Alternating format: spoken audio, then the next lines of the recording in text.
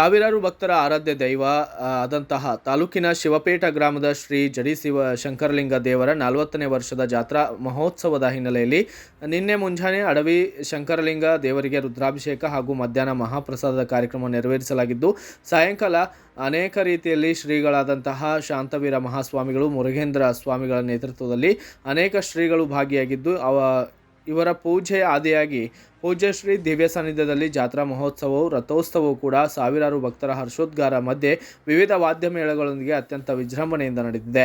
ಇಲ್ಲಿ ಅಡವಿ ಸಿದ್ದೇಶ್ವರ ಶಂಕರಲಿಂಗ ದೇವಸ್ಥಾನದ ತೇರಿನ ಮೈದಾನದಲ್ಲಿ ಮಹಾರಥೋತ್ಸವ ಕಾರ್ಯಕ್ರಮ ಜರುಗಿದ್ದು, ಸುತ್ತಮುತ್ತಲಿನ ಗ್ರಾಮಸ್ಥರು ಸಾಗರೋಪಾದಿಯಲ್ಲಿ ಭಾಗಿಯಾಗಿ ತಮ್ಮ ಭಕ್ತಿ ಭಾವನೆಗಳನ್ನು ಹೊರಹಾಕಿದ್ದು, ಭಕ್ತರು ಹಣ್ಣು ಉತ್ತತ್ತಿ ಎಸೆದು ಜಡಿ ಶಂಕರಲಿಂಗ ದೇವರಿಗೆ ಭಕ್ತಿ ಸಮರ್ಪಣೆಯನ್ನು ಮಾಡಿದ್ದಾರೆ. Bureau report Kumar M, Bharata Vaibhava news, Ramdurg.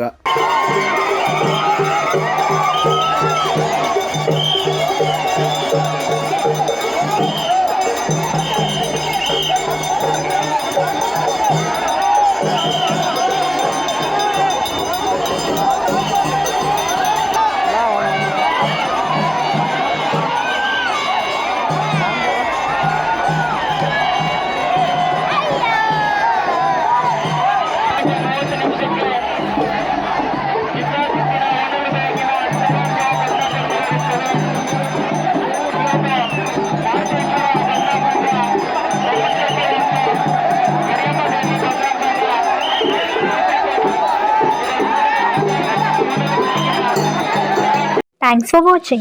Read, discuss and debate with editor Dr. Yan Prashant Rao. Wanted reporters in print, digital and visual media for Bharat Vaibhav Daily Newspaper, BV News Channel and BV Fast Web News from all the talukas of Karnataka. If interested, send your resume to 9482633333.